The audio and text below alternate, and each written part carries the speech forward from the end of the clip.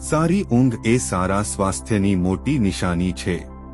જો ઊંઘ સારી ગુણવત્તાની ન હોય તો એ જરૂરી છે કે આપણે આપણી દિનચર્યા પર ધ્યાન આપીએ અને આપણી ભૂલો પર કામ કરીએ જેથી ઊંઘની ગુણવત્તા સુધરી શકે. સારી ઊંઘની નિયમિતતાનું પાલન કરવું ખૂબ જ મહત્વપૂર્ણ છે.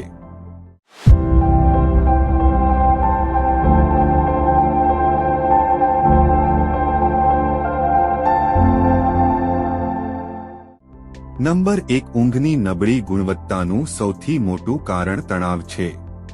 જ્યારે આપણે તણાવમાં હોઈએ છીએ ત્યારે આપણા શરીરના દરેક કોષ પણ તણાવમાં આવે છે.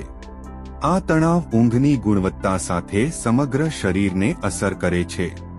તેથી તણાવ ઓછો કરવાનો પ્રયાસ કરો.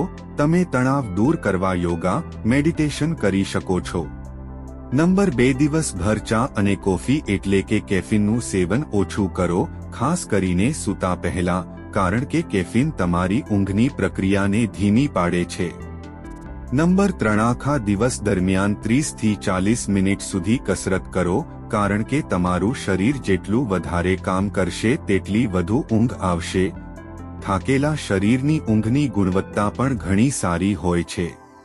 મિત્રો, જો તમને હજુ પણ સારી ઊંઘ ન આવતી હોય અથવા લાંબા સમયથી ઊંઘની સમસ્યા રહેતી હોય તો ચોક્કસ તમારા નજીકના ડોક્ટરની સલાહ લો, કારણ કે ઊંઘની કમી ભવિષ્યમાં ગંભીર બીમારીનું કારણ પણ બની શકે છે. જો તમને આ માહિતી પસંદ આવી હોય તો તેને લાઇક અને શેર કરવાનું ભૂલશો નહીં. મળીએ પછીના વિડીયોમાં. ત્યાં સુધી ખુશ રહો, ફિટ રહો. જય હિન્દ.